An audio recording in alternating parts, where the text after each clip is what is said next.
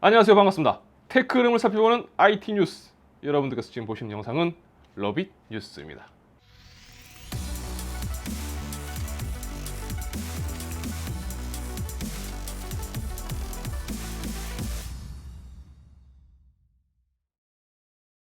자, 더 버즈를 통해서 나온 소식입니다. 마이크로소프트도 국내 모 기업의 마케팅 방법이 꽤나 인상적이었던지 윈도우 11의 테스트 버전을 사전에 유출시켰었죠. 사실 마이크로소프트는 인사이더라는 자발적 베타 테스터 프로그램이 있습니다. 인사이더로 등록을 하면 정식 버전 출시 이전에 좀 더 일찍 베타 버전을 체험할 수가 있는 겁니다. 하지만 그것보다도 훨씬 더 빠르게 윈도우 11을 대부분의 사용자가 체험해 볼 수 있는 기회를 제공했죠. 자, 가장 큰 문제가 됐던 건 TPM이었습니다. 혹은 하드웨어 호환성의 문제도 있을 수가 있겠죠. 어쨌든 충분히 최신 시스템이라고 하더라도 이 TPM이 비활성화 상태거나 지원되지 않는다면 윈도우 11은 OS 부적합 시스템으로 인식, 윈도우 설치 자체를 막았습니다. 당연히 이 문제는 OS 설치에 있어서 시스템 차별을 유발한다는 시각을 낳게 되었죠. 그래서 마이크로소프트는 이제 설치용 파일을 통한 윈도우 설치에서는 이 부분에 제약을 두지 않겠다라는 입장을 밝힙니다. 하지만 기사에 의하면 단 이렇게 설치한 시스템의 경우 그럼에도 불구하고 윈도우는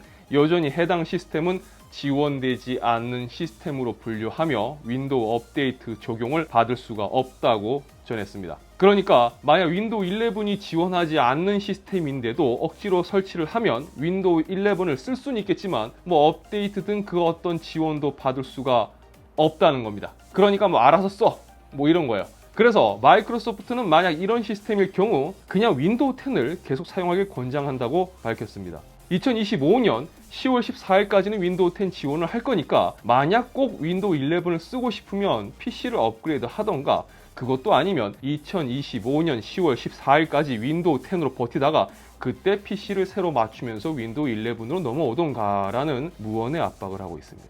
자, 이제는 OS가 요구하는 시스템 사양을 충족시키지 못하면 업데이트도 받지 못하는 이제는 아주 오래된 옛날 PC에 최신 OS를 설치를 해봤습니다. 이런 컨텐츠는 이제 의미가 없겠네요. 개소리니까, 그쵸?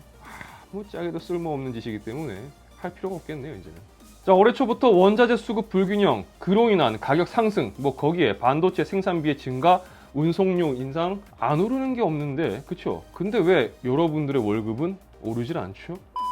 자, 그렇습니다. 들려오는 이야기는 하나같이 제품을 생산하는 데 들어가는 모든 일련의 과정에 있어 비용이 상승한다는 이야기뿐입니다. 그래서 최근 들려오는 소식은 제조사들이 제품의 소비자가를 유지하기 위해 원가 절감을 하고 있고 그로 인해 소비자들 모르게 제품의 내부 구성 요소들, 부품들을 좀 더 저렴한 것으로 바꾸고 있다는 거죠. 자, 이제는 플레이스테이션 5도 이 흐름을 타기로 했나 봅니다. 이 테크스팟이 보도한 내용에 따르면 오스틴 에반스라는 유튜버가 최신 플레이스테이션 5를 기존 출시 모델과 비교를 해보니까 뭔가 달라져 있더라는 겁니다. 무게도 가벼워졌고 좀 이상해서 확인을 해보니까 지금 보시는 사진처럼 기존 모델 대비 냉각핀의 디자인이 바뀌었고 방열판도 구리에서 알루미늄으로 바뀌었고 또 면적도 줄었다는 겁니다. 자, 일단 다른 부품에서의 변경 가능성도 물론 제기했지만 가장 인상적인 건 이 쿨링 시스템의 변경이라고 합니다. 어쨌든 기존 출시 모델 대비 동일한 작업을 했을 때 신형 모델의 배기 온도가 한 3에서 5도 정도 더 높은 것을 확인했다고 하니까요. 그만큼 더 핫해졌다고 볼 수 있을 겁니다. 자, 소니가 플레이스테이션 5의 수익성 확보를 위해서 쿨러 등을 수정하면서 이 원가 절감을 진행한 것으로 볼 수가 있겠죠. 자, 이 뉴스가 나온 후 초기 모델을 구입한 사람들은 안도의 한숨을 쉬고 있는 모양새입니다. 해외 유저들 그렇게 반응하고 있더라고요. 자, 플레이스테이션 5는 엑스박스와는 다르게 이 내부 칩이 쿨링 상황에 따라서 오버클럭 헤드룸이 작동하는 것으로 전해지고 있습니다. 그러니까 클럭이 가변으로 적용이 되는데 만약 이런 쿨링 시스템의 변경으로 인해서 내부 온도가 올라간다면 성능 저하가 기존 초기 모델보다 생길 수 있는 것 아니냐라는 의혹도 나오고 있습니다. 자, 소니가 플레이스테이션 5를 처음에 너무 잘 만들어서 소니 타이머가 맞지 않아서 엔지니어들이 소니 타이머를 다시 조정해서 탑재한 것이다 라는 풍자 섞인 댓글들도 나오고 있는데요. 일단 저는 초기형을 쓰고 있습니다. 야후! 자, 그래픽카드 가격 상승과 재고 부족은 우리나라만의 문제는 아닙니다. 해외도 상황은 비슷합니다. 물론 이런 상황을 면죄부 삼아서 국내 그래픽카드 가격이 비싼 걸 합리화해서는 안 될 겁니다. 재고 부족과 가격 상승이 전 세계적인 공통 사항이라는 거지, 뭐 디테일하게 따져보면 국내 그래픽카드 가격 인상률과 상승 타이밍, 그리고 뭐 재고 상황은 또 대한민국만의 특수성을 가지고 있으니까요. 이유는 말 안 해도 아실 겁니다. 아시죠? 그곳 용돈이 있기 때문이죠. 어쨌든 나라마다 또 유통 환경에 따라 나름의 특수성과 차이점이 있는 것 같은데, 해외도 국내도 동일한 부분은 이놈의 그래픽카드 가격 상승의 피로도가 극에 달했다는 걸 겁니다. 쉽게 말해서 소비자들이 다 빡쳐 있다는 거죠. 자, 3D 센터에서 최신 시장 가격을 분석을 해봤는데, 내용에 따르면 2달 전에 시장 가격을 분석해서 내놓았을 때만 해도 GPU 가격이 하락세였는데 이제는 다시 반등을 하고 있다는 겁니다. 이 가격 추이 그래프를 보면 엔비디아 기준 8월 8일에 MSRP 대비 150%였던 가격이 8월 29일 159%로 평균 9%가 인상되었다는 겁니다. AMD 그래픽카드도 엔비디아만큼 뭐 드라마틱한 움직임까지는 아니지만 그래도 비슷한 움직임을 보이고 있는 걸 볼 수가 있습니다. 자, 그러니까 그래픽카드의 가격이 잘 내려오다가 다시 반등을 시작했고, 야, 또 올라? 라는 겁니다. 이번 상승 원인에 대해서는 채굴의 영향이 아예 없다고는 할 수는 없겠지만 5월 달에 비한다면 채굴 시장의 상황이 엄청나게 좋아진 건 아니기 때문에 채굴 쪽 무게보다는 생산 가격의 상승과 공급량 부족에 좀 더 원인을 두고 있는 것 같습니다. 자, 그런데 이 그래프를 보면 뭔가 떠오르는 게 없으신가요, 여러분들은? 저는 이 뉴스에서 저 그래프를 보다가 딱 이런 생각이 떠올랐습니다. 자, 과연 아직도 채굴과 암호화폐 가격이 그래픽카드 가격 상승과 관련이 없다, 원인이 없다 라고 말을 할 수가 있을까요? 아직도 그렇게 헛소리를 하는 사람들이 있을까요? 자, 일반 소비자들이 왜 채굴업자들 때문에 피해를 봐야 하는가? 아직도 그 이유를, 왜 채굴업자들을 원망하는지 그 이유를 모르시겠습니까? 저는 요거 그래프 2개 딱 비교하는 순간 또 한 번 더 빡치게 되네요. 아, 빡쳐. 우리 채굴 옹호론자분들, 그래픽카드 가격 상승에 채굴은 아무런 관계가 없다, 그리고 이거를 커버치는 분들, 그리고 이거와 관계되어 있는 어떤 그런 그 용돈에 속해 있는 양반들, 야, 이 개라석들아, 댓글 플레이 커뮤니티에서 언플하지 마라. 확 그냥 니들 때문에 얼마나 많은 사람들이 피해를 보고 있는지 양심이 있으면 그냥 닥치고 지내라. 이 채굴충 그리고 용팔아.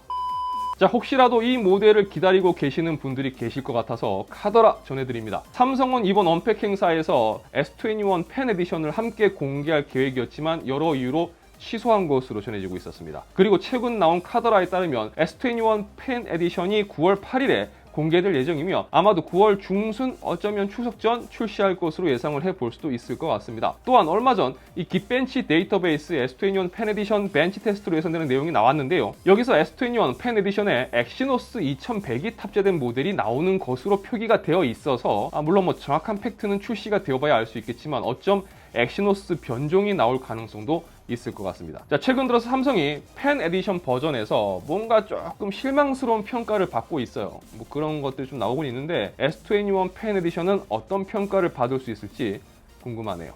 자, 얼마 전 우리 청소년들의 게임 라이프, 자기 결정권을 침해해왔던 셧다운제 폐지에 대해서 전해드렸었습니다. 그런데 혹시 중국에서도 이 청소년들의 게임 사용 시간을 제한하고 있는 걸 알고 계신가요? 중국은 2019년부터 미성년자가 주중에는 1시간 30분, 주말 및 공휴일에는 3시간만 게임을 할 수 있게 제한을 두었습니다. 그리고 이제 이 제한이 굉장히 강화되었는데요. 웃어서 죄송해요.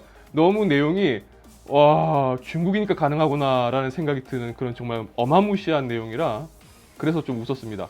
우리나라에서 만약에 이거를 시행을 하면요 진짜 난리 나지 않을까 싶습니다. 자, 신화통신을 통해서 공개된 내용을 본다면 다음과 같습니다. 우리 국가언론출판국은 최근 미성년자들의 온라인 게임의 남용 문제의 심각성을 해결하기 위한 더 엄격한 관리를 기반으로 한 미성년자의 온라인 게임 탐닉 방지에 관한 고시를 발표한다. 우리는 청소년들의 온라인 게임 탐닉 문제, 그리고 이를 방지하기 위한 더 엄격한 관리 조치, 이를 통해 청소년들의 신체적, 정신적 건강을 효과적으로 보호하는 것을 목표로 한다. 온라인 게임 서비스 회사들은 온라인 게임 사용자의 계정 확인 및 실명 등록, 그리고 로그인 요구 사항을 엄격하게 준수해야 하며 미성년자들에 대해서는 금, 토, 일요일 및 법정 공휴일에 20시부터 21시까지만 서비스를 제공할 수 있다. 그 외에는 어떠한 경우라도 미성년자에게 온라인 게임 서비스를 제공해서는 안 된다. 또한 각급 관련 부서들은 미성년자들의 온라인 게임 탐닉을 방지하기 위해 관련 조치 시행에 있어 각별히 관리 감독에 힘을 쏟아야 할 것이며, 만약 이를 따르지 않는 온라인 게임 서비스 회사가 있을 경우 즉각 처리해야 할 것이다. 이 법률 사항은 적극 안내하여 모든 사회 구성원이 미성년자를 공동 관리해야 할 것이다. 자, 신화통신 내용을 좀 의역하긴 했는데 번역에 오류가 있을지는 모르겠습니다. 제가 왜 아까 웃었는지 이유를 아시겠죠? 어쨌든 중국은 온라인 게임을 청소년들에게 상당히 유해한 매체로 인식하고 있는 것 같습니다. 자, 이 정도면 우리나라 여가부는 진짜 명함도 내밀지 못할 정도의 시각을 가지고 있는 것 같습니다. 나중에 어쩌면 여가부가 중국에 연수를 다녀오는 건 알지 모르겠네요. 여튼 같은 제안이라도 대륙의 스케일은 정말 다른 것 같습니다. 야, 이 정도면 뭐 진짜 게임을 범죄로 보는 수준인데 역시 대륙 따거들, 예, 대단합니다. 자, 이제 화요일입니다. 자, 오늘은 저희 채널이 딱 3주년이 되는 날입니다. 여러분들이 이렇게 영상을 시청을 해주시고 지켜봐 주셨기 때문에 느린 속도라도 꾸준히 이렇게 해올 수 있었던 것 같습니다. 이 영상을 통해서 진심으로 여러분들께 감사함의 말씀을 전하고 싶습니다. 정말 감사합니다. 자, 저녁에는 라이브가 예정되어 있으니까요. 관심 있는 분들은 라이브에서 뵐 수 있으면 좋겠습니다. 자, 유튜브 러비다투 채널에서는 IT 관련 정보와 리뷰, 언박싱, 그리고 팁을 전해드리고 있습니다.